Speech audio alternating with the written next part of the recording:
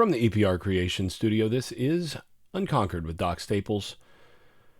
As always, this podcast brought to you by EPR Creations, bringing you the best of internet marketing and website development for an affordable price, by Luis Marquez of Momentum Realty in Jacksonville, Florida, by Shenandoah Real Estate in the Research Triangle of North Carolina, Garage Makeovers, the #1 garage remodeling company in South Florida, and Justin Galloway of Benchmark Mortgage, serving Florida, Tennessee, and Kentucky. Another mailbag episode here, also doubling up as a preview episode because, quite honestly, the Notre Dame preview is going to be kind of ugly and short, so I'm just going to combine the two. Why not? But I'm going to go ahead and get to some initial questions here. The first question is a pretty basic one, and that is, I know you've said you don't believe there's anything to gain by firings in season, but do you think Florida State is operating with the same thought, or will some changes be made after Notre Dame? So I don't have, direct insight into the mind of Alford or Norvell on this, but based on everything that I've gathered, which is, not a ton, but more than nothing, I really don't expect there to be changes right after Notre Dame, even though as you'll see from my preview, I don't expect things to be pretty. I think Notre Dame is going to it's going to be ugly enough that you're going to see even more frustration and calls for immediate changes and, people demanding that Norvell himself be fired and that FSU somehow come up with that buyout and all of that. You're going to see even more of that after the Notre Dame game.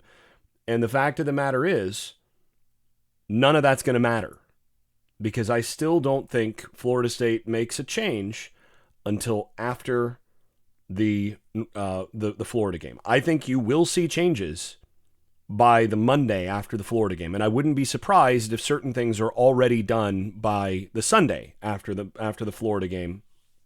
And I expect to see some of the new hires on board within that first week after the Florida game. I think things are already underway, and a lot of those things, as you have already heard from Mike Norvell, he's talked about there being a plan to get some things fixed.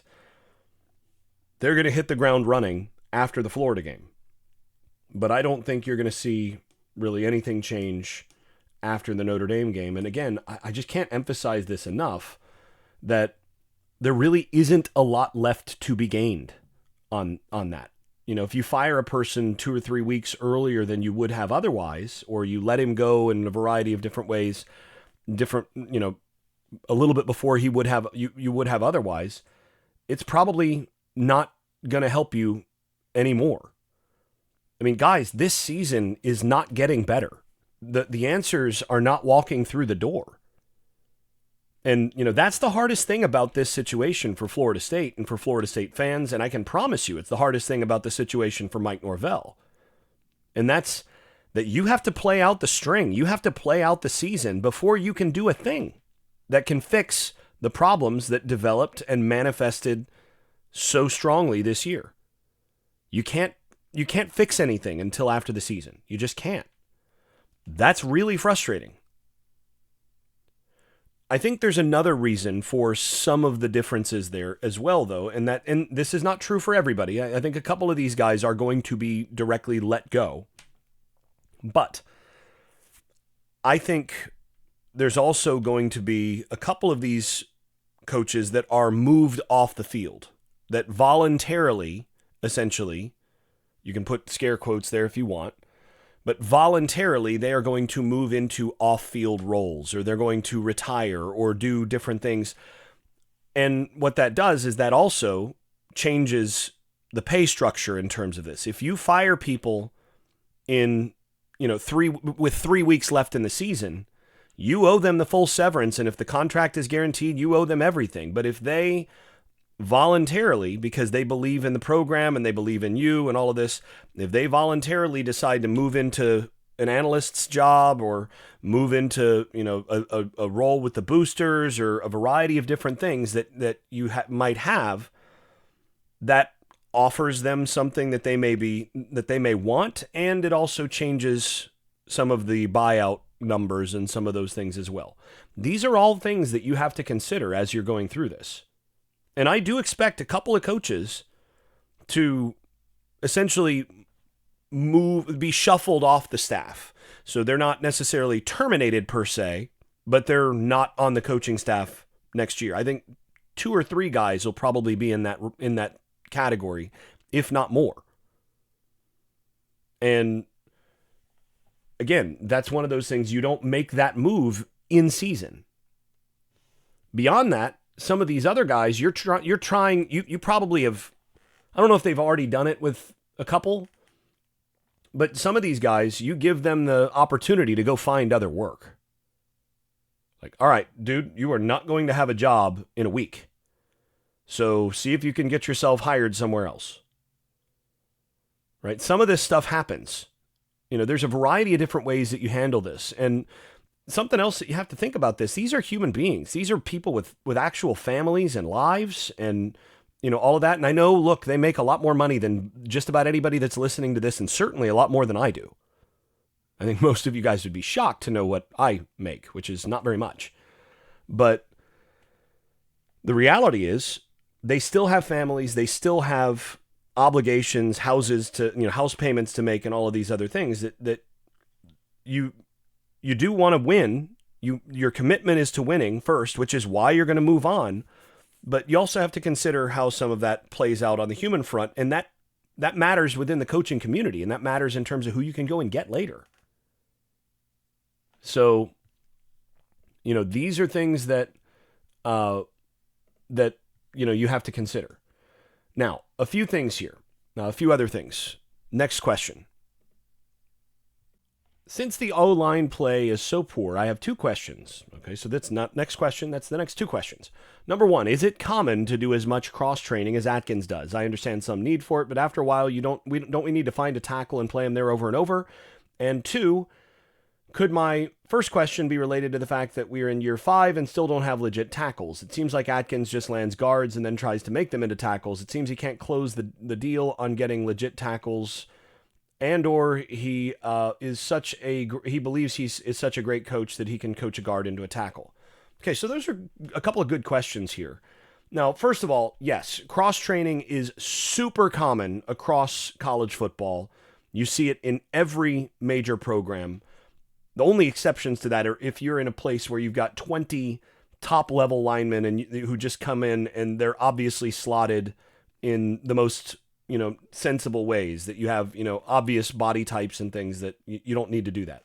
But the reason that everybody cross-trains is pretty simple. Number 1, if you have 20 offensive linemen on the roster, which is more than most teams carry about 18.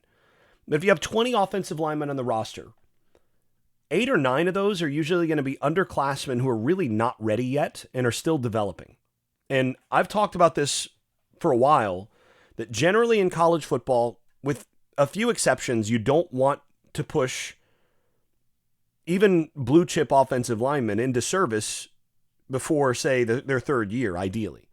Just because their bodies aren't really ready for it. And a lot of times you start to see them get hurt, they get banged up, and then that impacts their ability to develop, that impacts what they can become. And you get into this cycle where you have to play young offensive linemen. Those young offensive linemen get banged up, they get hurt, they don't develop in the off season because they're getting surgery or they're recovering or whatever, rather than getting stronger and developing in the off season. And then the next year, because they still haven't developed like they needed to, and now they're, dealing with prior injury, they get banged up again and, rinse and repeat. And then by the time they're, juniors or seniors, their 3rd, 4th, 5th years in the program, they're Robert Scott, or they're, Darius Washington, who's been playing through injury this year. They're Mo Smith. You can go down the list of Florida State offensive linemen over the years who have played too early, and then either their careers have ended too early, or they've just never fully gotten to where you hope they might get. And then because by the time you get there in year 4, year 5, because that's where they are, then when you bring in a new 5-star who's a little bit, or a 4-star who's, a little bit ahead in terms of that, and he hasn't been hurt yet and all that, and then he gets pushed into duty, and then, you're rinsing and repeating, and you're on this same cycle that you keep repeating. So you don't want to do that. So first of all, like I said, let's say you got 18 players, 8, 10 of them are going to be underclassmen who really aren't ready yet. What you're trying to do beyond that is, of the players who are actually viable for that season, you're trying to find your best 5.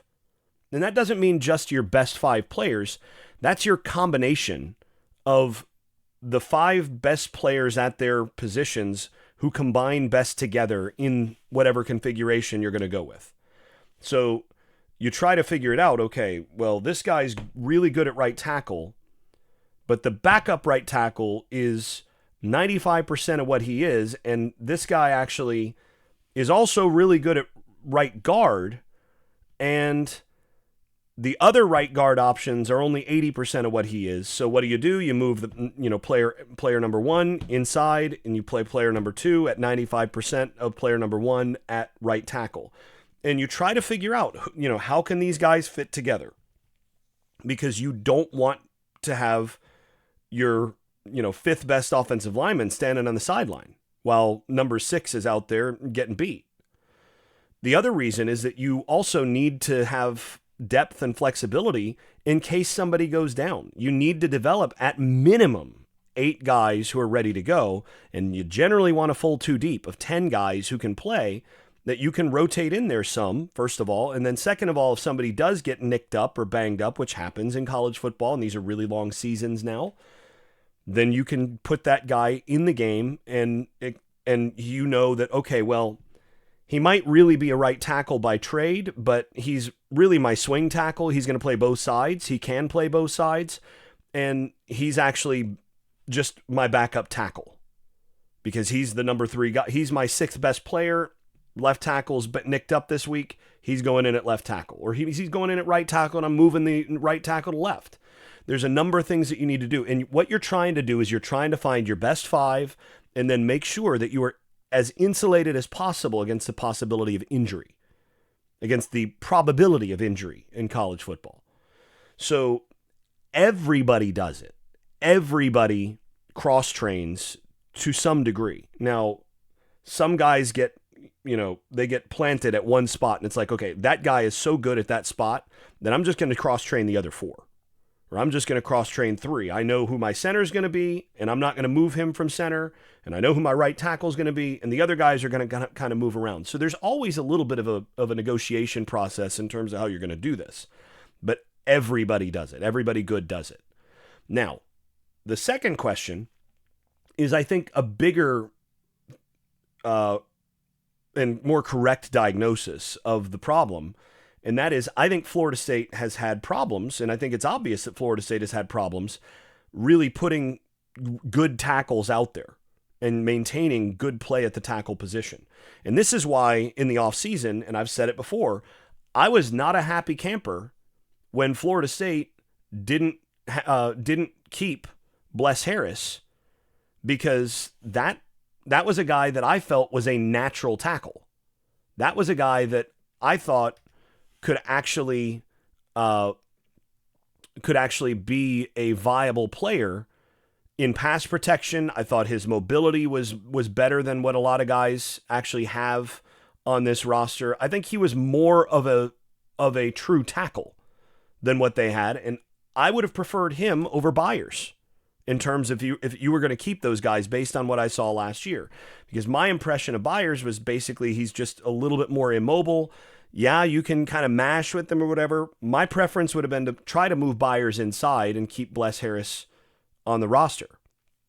But to me, I was not pleased that Bless Harris was not kept, and I was equally displeased that they didn't make a big offer to Carter Smith from Indiana. Because my thought was you got to have at minimum 3 really high quality tackles on your roster. And ideally, to me, this year's offensive line would have been much better, would have been potentially excellent if you have Carter Smith at left tackle, you put Bless Harris at right tackle, you put Washington at one guard, or even at center if Mo Smith struggles. You put Washington in at guard, and then you move Byers into right guard, and now you've got, I think, a better offensive line group than what you've had. I agree that Florida State has oftentimes had guys that I evaluate more as a guard at the tackle position, and it's been infuriating. I don't think it's been deliberate, but I do think that a few of their decisions have been poor evaluations or poor decisions to make there that have cost them. I do think they have a very, very high ceiling offensive tackle on the roster right now with Lucas Simmons. Now, he's not played that much, and they've not wanted to get him into too much action at this point because, again, he was a guy that came in needing some development, needing to rock up his body and to get himself to where he's physically mature enough not to go in and get hurt. But he's getting close. And that's a guy who, if he goes out there and can actually be the left tackle next year, that's a big deal. That's a guy that can actually be a player at this level as a legitimate tackle who can move and who has the length and all the things that you look for in a high-level tackle prospect. That's what you hope for. I still think Jalen Early is a little bit more of a guard than a tackle, and that's where he's playing right now. And he's had some struggles. I think you've got the other two, Itete and Daniels, and you also have Ty Hilton. You've got some guys that have some tackle potential, but we'll see how they develop. And again, those will be second-year guys next year. I'm not sure that they're ready. And this again gets to my big frustration that I agree. I don't think Florida State has recruited the tackle position nearly well enough. And, that's been a major factor in some of the struggles that they've had. Now, the flip side of that is that the place where they've had the most trouble on the offensive line has not actually been at tackle the last 2 years. It's been at guard. They've not been great at tackle, but they've been really poor at guard. And they've just given up a ton of interior pressure. And this is where making sure that you recruit enough guards actually makes sense, because you can be a little bit subpar at tackle and you can help those tackles. It's easy. You can chip, you can do a variety of things to help your tackle.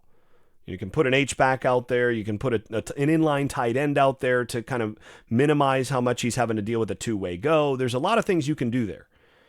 If you're a turnstile at center, you can't run an offense. And if you're not good at guard, if you are allowing immediate penetration and so on at guard, it's not quite as bad as center, but it's pretty bad. It's hard to run an offense if you're giving up a ton of problems at the guard positions. And Florida State's not been good enough at guard. Now, again, I think part of that is that their best guard prospects, their best guards have been playing tackle. So to me, Darius Washington's your best guard on the roster. And, if you had a Carter Smith at left tackle, you can put Darius Washington in there.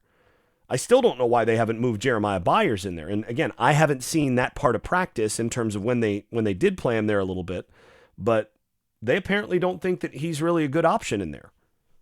So, that is what it is.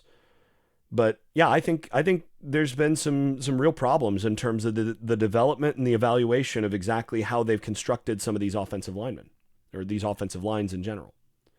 Okay, next question. All right, this is actually a pretty long one. So he says, here's my latest thought on why Florida State has fallen off drastically this year. It's the lack of true leaders, accountability agents from the players this year. Coaches can provide some spark, either fiery ones, e.g. Mike Ditka, or ones greatly respected if they're humble, such as Bobby Bowden. But coaches can only do so much. Many college age kids are peer-driven. And then he's got some more here. So last year in the group that is now in the NFL, we had as leaders, you had Verse, Travis, Benson, Bethune, among others. When they spoke, the others listened. Verse would beat Peyton's donkey if he took off plays. The leaders were also actually good, so they could back up their talk and threats, etc. Those guys in interviews had personality. It shined through. This year, think of who has personality. They're all quiet or just duds. Farmer, for example, is a good player, but I bet he isn't fiery and commands and doesn't command respect. Same with DJ, Mo Smith, Darius Washington, Otto Graham, etc. So this team is sort of rudderless. Couple that with dud coaches at certain positions, and we have no one to lead a team. Verse and Fisk put last year's team in their back the last few games. Everyone respected Travis. This year's group, when adversity hit, became meh. So what to do? This is dumb luck, in my opinion. Just getting new coaches won't help if they're unlucky and don't have the right glue leader guys. I'm sure there are high school traits and transfer traits to pick up on, etc. So what do you think on this?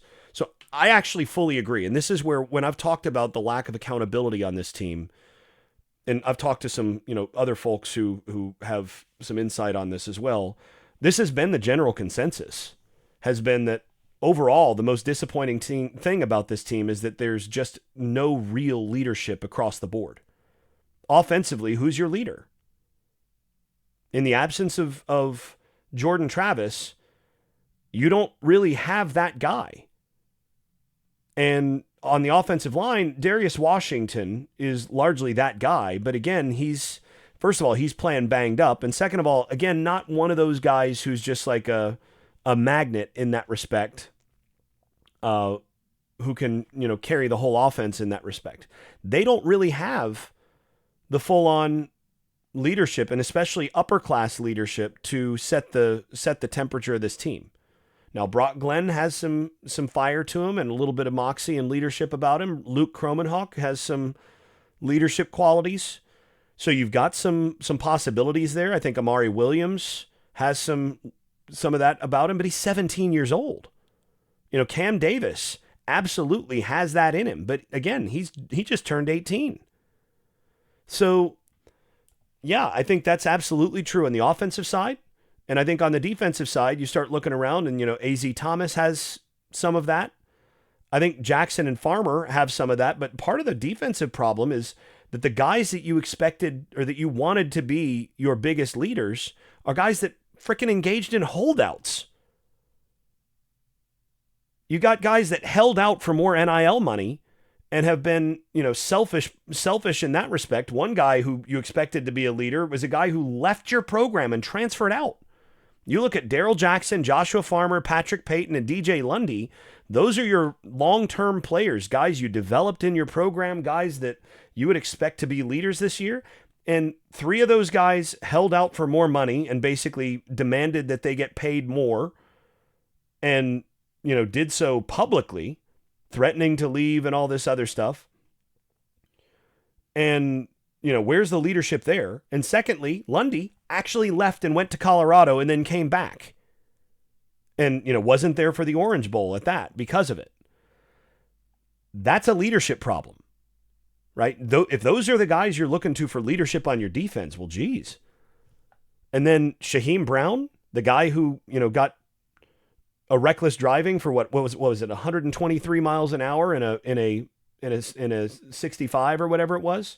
Now, I understand that that's a good audition to play at Georgia, but you still have to do it on the field. And Shaheem Brown talks a lot, but beyond that, show me where he's made a physical play.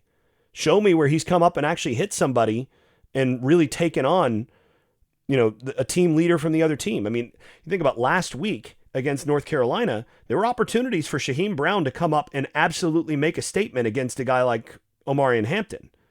But the truth is, Shaheem Brown didn't want any part of Omarion Hampton.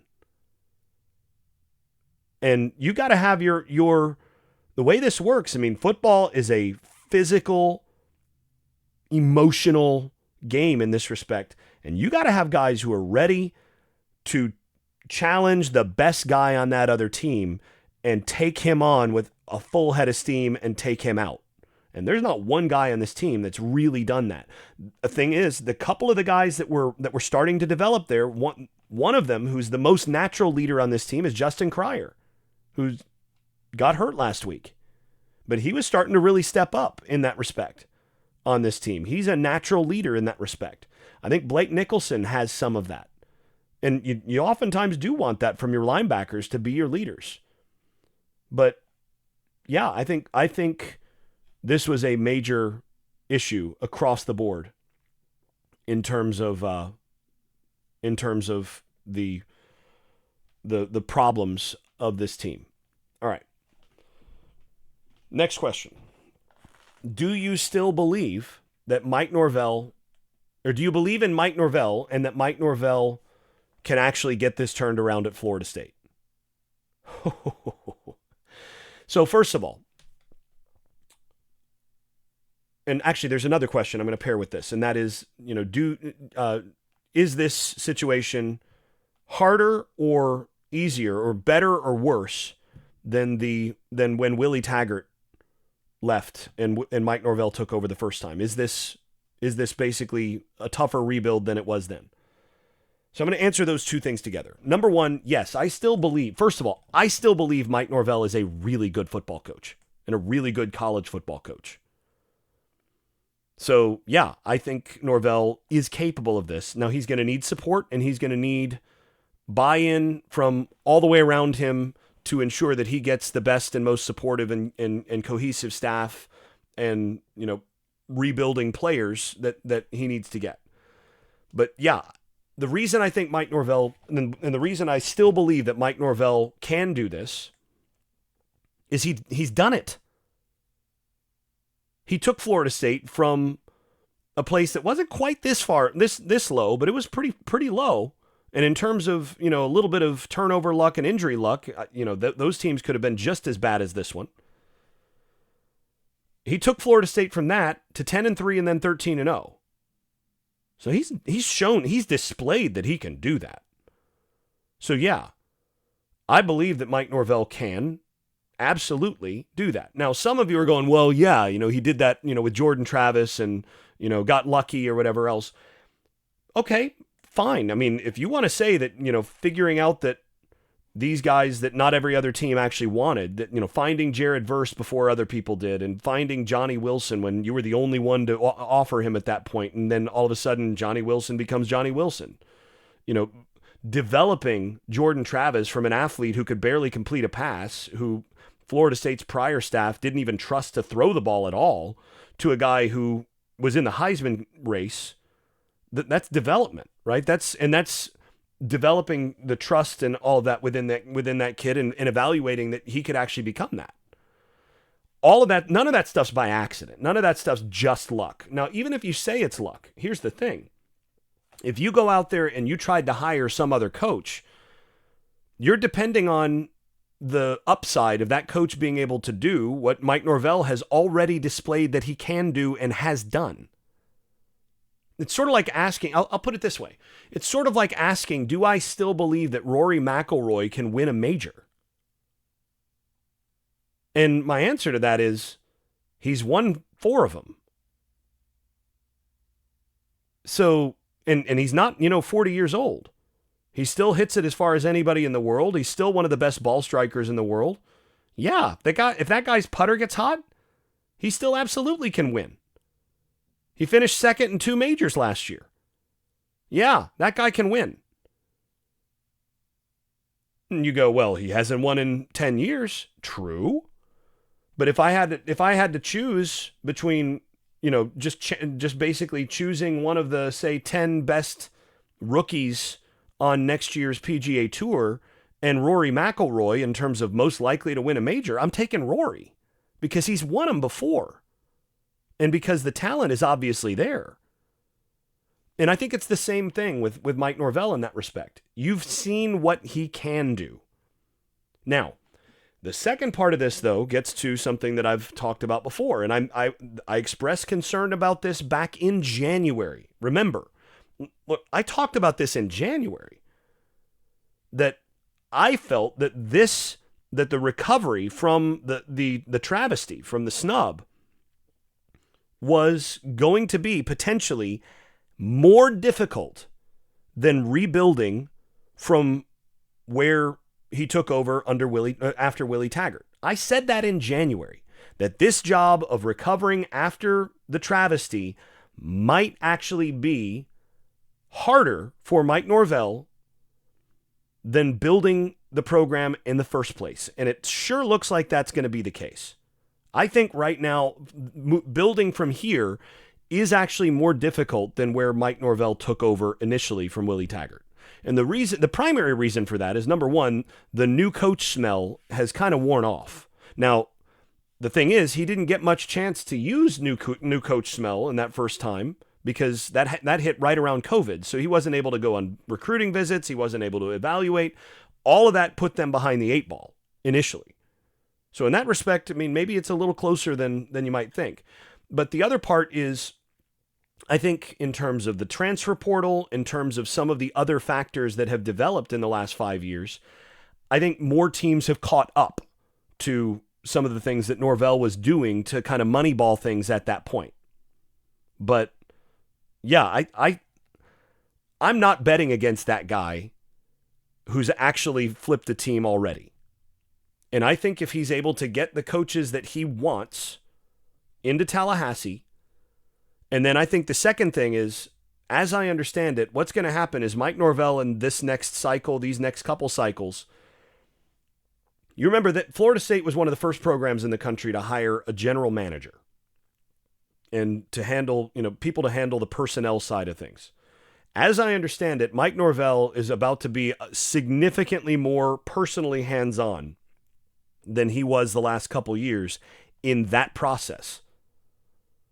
Because basically it didn't work, and he's going to be the guy to basically pull the trigger, make these decisions, and he's going to be absolutely hands-on, more so than ever, evaluating fit, evaluating potential leadership, evaluating all of that stuff, which it's not that he wasn't involved in that before, but again, you had that layer with the GM, and I don't know if they'll still have a GM and some of that, but Norvell is going to be that much more involved in that process. And I do think that that's going to make a difference. I do think they're going to be able to get some players in that will be, be good, not just good talents, but good team players. And I do think that you're going to see an exodus of, upwards of 35, 40 players from this current roster. And many of them, Norvell and the staff who are, who he brings in, are basically going to say, yeah, we're not really going to miss you.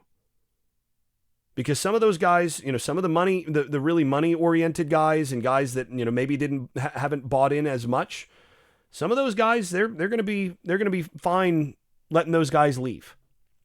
And they're going to build around the guys that stay, that they think have, real upside potential. So, you're still going to have Blake Nicholson and Justin Cryer. You're still going to have, I expect Lucas Simmons to be out there. I think you're going to have at least one of the two quarterbacks on this roster, if not both. And I do think you need to be aggressive going after the best quarterback talent you can. I mean, I talked about this the last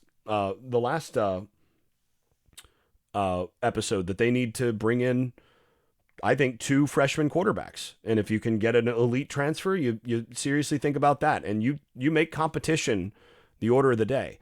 But they're still going to have Cam Davis and Mekhi Danzy and some of these guys. There's going to be potential on this roster next year for them to make a good step forward. How quickly can they get this flipped? I don't know. And I think the thing that makes it difficult is the expectation is going to be that it needs to flip quickly, or he's not going to have a ton of time because, the goodwill has kind of evaporated. But, I think there's still going to be enough talent on this roster that, 7-8 wins next year is absolutely plausible. And if they, get the right staff and manage to get the right mix on this roster, given what the ACC's got coming back next year, they could absolutely contend for more than that. They could be a 10-win team for next year for all we know. And I know that sounds implausible, but it's not. Would require some health, would require getting some guys in at key positions. They're going to need to reload at defensive tackle in ways that might be a little implausible right now, but they're going to have to pay for it. They're going to have to find those guys. And, I think that they will get some things flipped. And I'm not going to bet against that guy. I don't know whether he will, but I do believe that he can. Okay, to the Notre Dame preview. Honestly, guys, I'm not going to spend a whole lot of time on this one because, frankly, I don't see this as very likely that Florida State looks any better than they have, and I think Notre Dame is maybe the worst matchup for Florida State so far this season.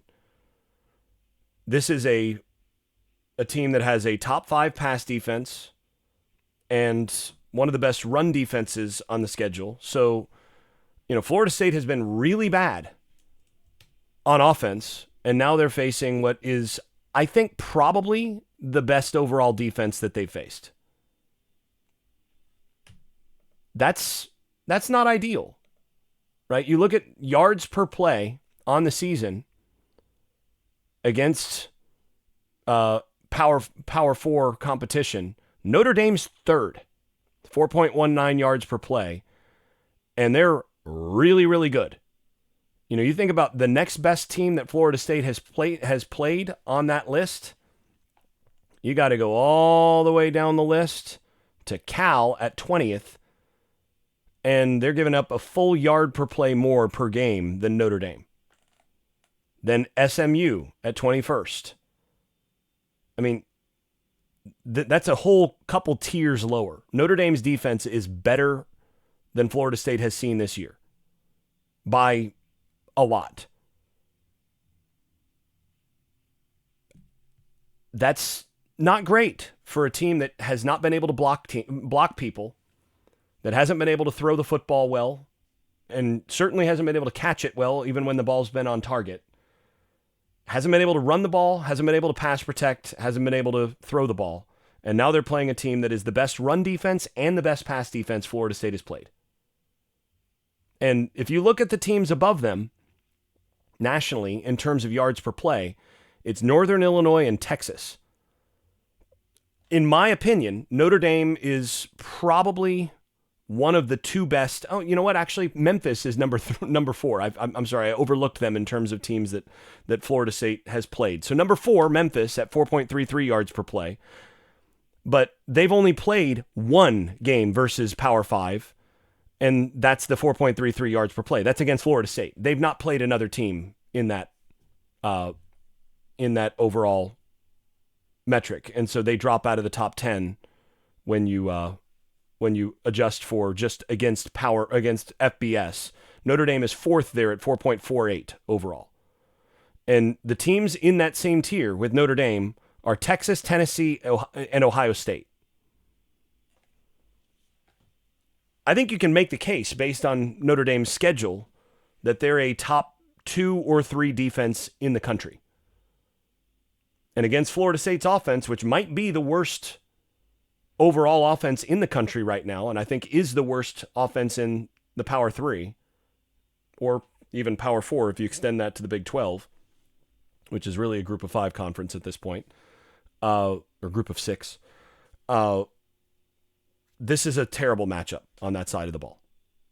If Florida State averages 4 yards per play in this game, it'll be an upset. If they can go over 3.5 yards per play, that's probably solid, just based on how things have gone. And, you know, it might be worse. So that's not great. And then you pair that with Notre Dame rushing offense is their calling card. And what has Florida State not been able to stop this season? They've not been able to stop the run. And Notre Dame is the number 6 rushing offense in the country, averaging 5.95 yards per carry. And against Power 5, or, you know, Power 4, Power 3, whatever, however that's calculated, they're number 4 at 5.74 yards per carry. This is, I think you can make the case, especially since the 3 teams above them are Boise State, Louisiana Lafayette, and Washington State. Notre Dame might have the best rushing offense in the country, and I think they do have the best rushing offense in Power 5. So it's the best rushing offense in the Power 4, Power 3, whatever it is these days, it's, you know, whatever. And a top 3 defense against a team that has struggled to stop the run, that just gave up 175 rushing yards to Omarion Hampton last week, and then a team that can't score on offense. Well, this shapes up as a game where I'm not sure Notre Dame has to throw the football. And, you know, when they do throw the football, they've got a quarterback who doesn't turn the ball over. They protect the ball really well.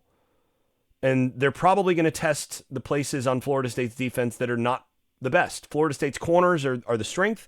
And what is Notre Dame going to do? They're going to throw to the tight end. They're going to throw to the backs. They're going to get matchups on the safeties. And they're going to attack in those areas, which is exactly where Florida State's most vulnerable. This is a bad matchup across the board. Look, if you don't have a reason to watch this game, I'm not sure that it's worth it. I'll, of course, break it down and do my usual stuff, but this is, I mean, I would not be surprised to see this game wind up where Notre Dame averages about 6.5 yards per carry, gives up 3.2 yards per play overall, and that this game winds up something like 38-0 or 45-0. That is totally in the cards here. I think odds are Florida State gets a field goal or two because of, having a really good field goal kicker and maybe a play or two breaks. So, that's I'm not going to call that this is going to be a shutout, but I don't see Florida State scoring more than 6 points in this game against this team. And I don't think that they're going to be able to stop the run well enough to keep them under 30. So I think this is going to be a blowout. I think this is going to be one that's going to be very unpleasant for Florida State fans to watch. And I think it's just going to be an overall boring and generally unpleasant football game overall. So my score projection here, I'm going to go with Notre Dame 41, Florida State 3 in this game. I think it's going to be ugly and just is what it is. And if it's better than that, if Florida State goes out there and scores points somehow and, makes this a contest, then hey, man, that would be significant growth. But I don't see any reason to expect this team to do that. And yeah, this is just playing out the string. We'll see what happens from there. But there's going to be louder and longer calls for, everything from Mike Norvell to be fired after this game to, there need to be staff changes just to make a point or whatever. I'm telling you right now, they're just playing out the string. Changes are coming, but they're going to come after the season, and you're just going to have to kind of deal with the next 3 games. And this is probably going to be the least pleasant of any of the games remaining, and probably of all the games going back, the remainder of the year. So that is what it is. I'll talk to you all again after this game, after I have subjected myself to watching this game. Talk to y'all then.